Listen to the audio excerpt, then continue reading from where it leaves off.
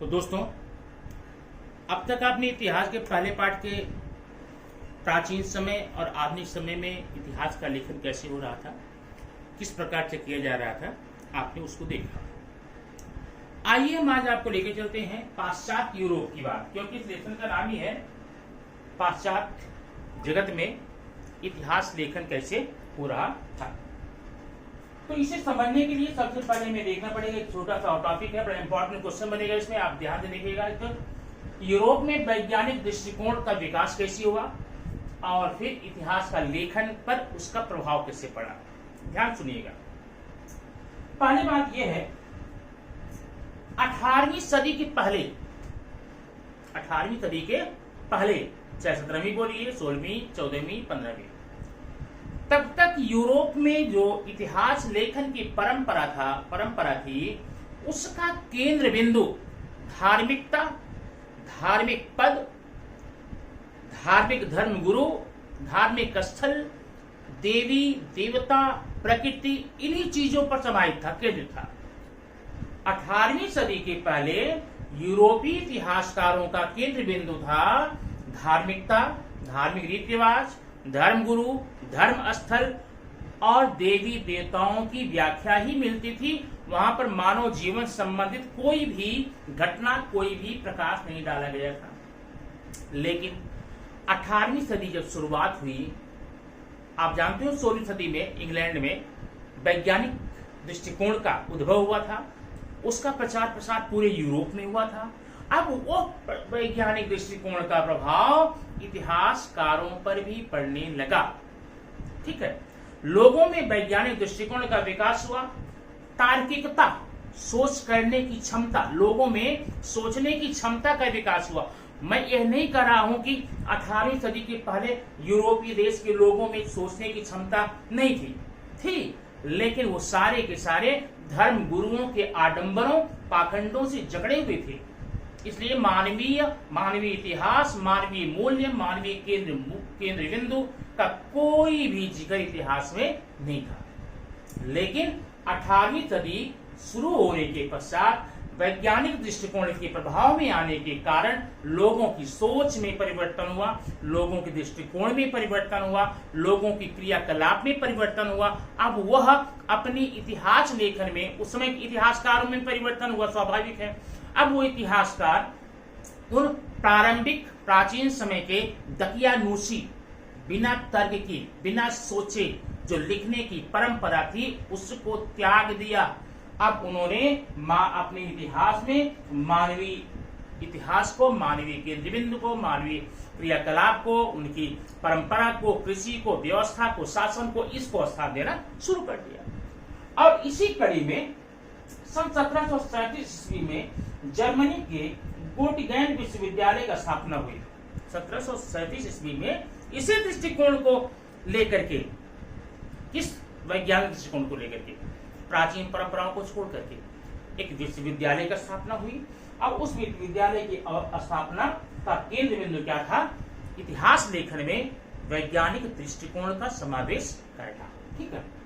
इसके पश्चात जर्मनी के अन्य विश्वविद्यालय भी इतिहास के अध्ययन के केंद्र बन चुके थे। तो आपने ये देख लिया कि यूरोप में वैज्ञानिक दृष्टिकोण का विकास कैसे हुआ। अब हमें ये आपको बताना है कि यूरोपीय देश के कुछ महत्वपूर्ण विचारक थे, महत्वपूर्ण विचारक। अब इन विचारकों ने इतिहास लेखन पर क्या पूरे संपूर्ण यूरोप में एक नई क्रांति का प्रादुर्भाव कर दिया, लोगों के विचार बदल दिए, लोगों में जो दकियानूसी बातें धर्म गुरुओं द्वारा, पाखंडियों द्वारा भरी गई थी, उनको दूर किया, उनको उनके जीवन के मूल्यों को समझाने का प्रयास किया। अब इतिहास लेखन के क्षेत्र में एक बहुत बड़ी क्रांति आई। उनमें सबसे पहला नाम आता है रेने डेकार्ट। पहला नाम ध्यान देना, रेने डेकार्ट। इनका जो अवधि है वो है 1596 से 1650 तक। 1596 से 1650 ईस्वी तक इनका ड्यूरेशन था। अब इन्होंने इतिहास लेखन में कौन सा महत्वपूर्ण भूमिका निभाई, जरा बड़ा महत्वपूर्ण पॉइंट है, इसको आप ध्यान देख लेंगे। अब ध्यान से इसको देख लेंगे तो आपको समझ में आ जाएगा। आप समझ में आने के बाद में इसको आसानी से आप एग्जाम में आए या कहीं पूछा जाए तो आप इसको आराम से लिख सकते हैं। ठीक है, इन्होंने रेने डेकार्ट ने सबसे पहले इस बात पर जोर दिया कि इतिहास का लेखन, जो भी इतिहास का लेखन किया जा रहा है, जो भी इतिहास लिखा जा रहा है, अब चूंकि मैंने कल ही बता दिया था, इतिहास लेखन कोई वैज्ञानिक पद्धति तो है नहीं, उस समय की चीज को हम आप प्रयोग करके देख लें। इतिहास लेखन दस्तावेजों पर, कागजातों पर, इन्हीं पर डिपेंड करता है। जो भी इतिहासकार आज के समय में 10वीं शताब्दी के इतिहास लिखना चाहेगा तो क्या करेगा, 10वीं शताब्दी के जो कागजात हैं, किताबें हैं, उनको पढ़ेगा, अध्ययन करेगा, तब लिखेगा। ठीक है, लेकिन रेने डेकार्ट ने कहा था इतिहासकारों को इतिहास लिखने के पहले उस समय के ऐतिहासिक दस्तावेजों की, कागजातों की बड़ी ही बारीकी से जांच कर लेनी चाहिए, और जब तक यह साबित न हो जाए इसमें लिखी गई बातें सच हैं, तब तक उसे इतिहास में स्थान नहीं दिया जाना चाहिए। बड़ा महत्वपूर्ण पॉइंट है ये, आप देखना। रेने डेकार्ट का सबसे महत्वपूर्ण योगदान क्या है, उन्होंने क्या कहा था, इतिहास लिखने के काम में जितने भी दस्तावेजों का उपयोग होता है, कागजातों का उपयोग होता है, साक्ष्यों का उपयोग होता है, इतिहास में उन बातों को डालने के पहले, लिखने के पहले उनको बारीकी से जांच कर ली जानी चाहिए कि वो बातें, उसमें लिखी गई बातें, वो साक्ष्य सच है या नहीं, तब लिखना चाहिए। इस पर उन्होंने जोर दिया था। और उन्होंने एक किताब लिखी थी, डिस्कोर्स ऑन द मेथड। ध्यान रखना, डिस्कोर्स ऑन द मेथड। अब इसका मतलब क्या, मेथड मतलब तरीका, विधि। लेखन, इतिहास लेखन का क्या तरीका होता है, इस पर उन्होंने किताब लिख डाली, और उस किताब में भी इसी बात पर जोर दिया था। किस बात पर, दस्तावेजों की जांच पड़ताल करके ही हमें आगे बढ़ना चाहिए। ठीक है, तो उन्होंने इस किताब में यह लिखा था कि जब तक कोई बात पूरी तरह से प्रमाणित न हो जाए कि बात सही है कि नहीं है, तब तक उसको इतिहास में स्थान नहीं दिया जाना चाहिए। ठीक है, ये तो इतिहास की बात हो गई। अब मैं फिर रिपीट कर देता हूं, छोटी सी बात, 2 पॉइंट आप याद रखना बस। रेने डेकार्ट ने इतिहास लेखन में एक बहुत ही अग्रणी महत्वपूर्ण भूमिका निभाई।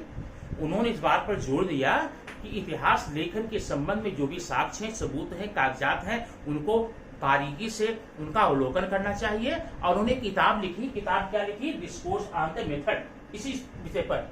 और उस किताब में उन्होंने जोर दिया कि जब तक कोई बात साबित न हो जाए, प्रमाणित न हो जाए कि सच है कि नहीं है, तब तक उसे इतिहास में स्थान देना नहीं चाहिए। आइए इसके बाद हम देखते हैं दूसरे विचारक कौन है। उसके लिए मैं थोड़ा सा, आप इसको देख लीजिए।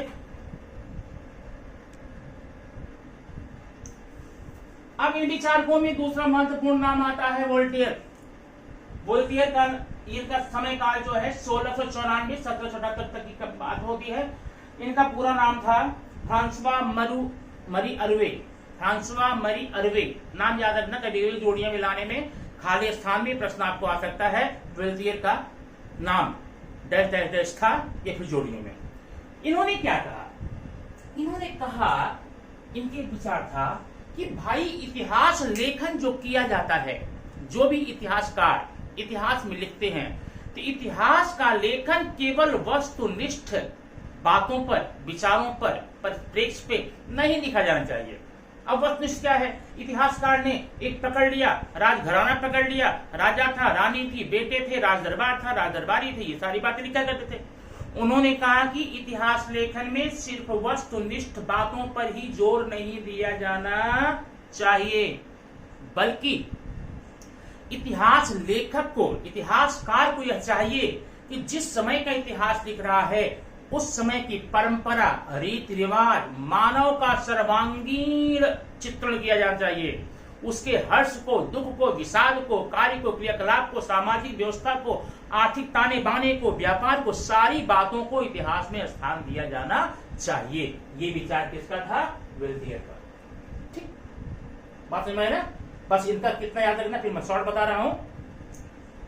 वोल्टेयर ने अपने सिद्धांत में ये कहा, इतिहास लेखन हेतु विचार जो प्रस्तुत किया जाता है वह केवल वस्तुनिष्ठ, वस्तुनिष्ठ माने कुछ मुख्य बिंदुओं पर ही नहीं होना चाहिए, बल्कि उस समय के काल, रीति, समय, परंपरा, रीति रिवाज, उनकी माने मानव से संबंधित सारी चीजों पर विचार किया जाना चाहिए और इतिहास में इसका समावेश किया जाना चाहिए। ये विचार किसका था? वोल्टेयर का।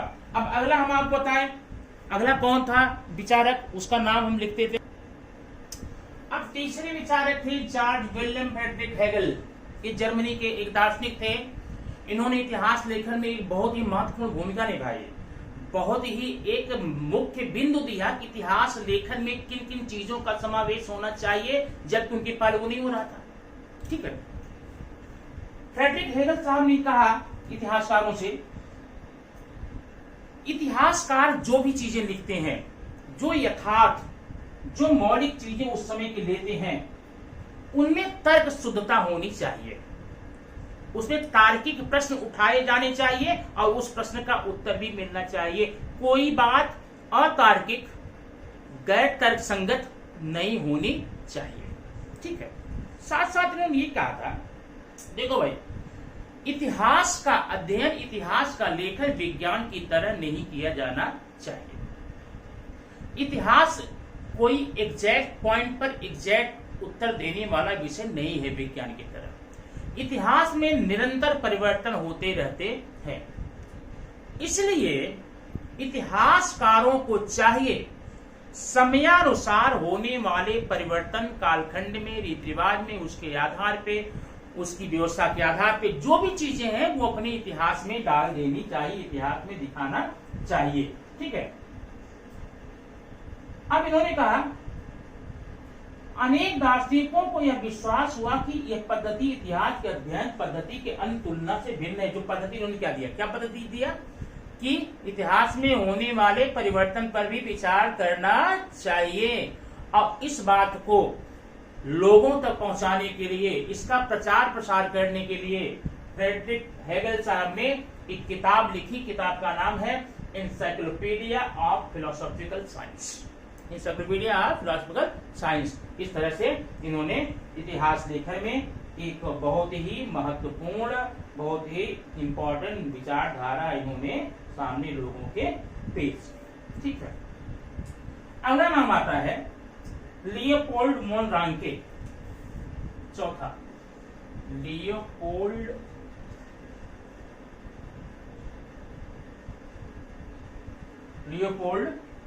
वॉन रांके। इनका जो समय काल होता है वो होता है 1795 से 1886 तक।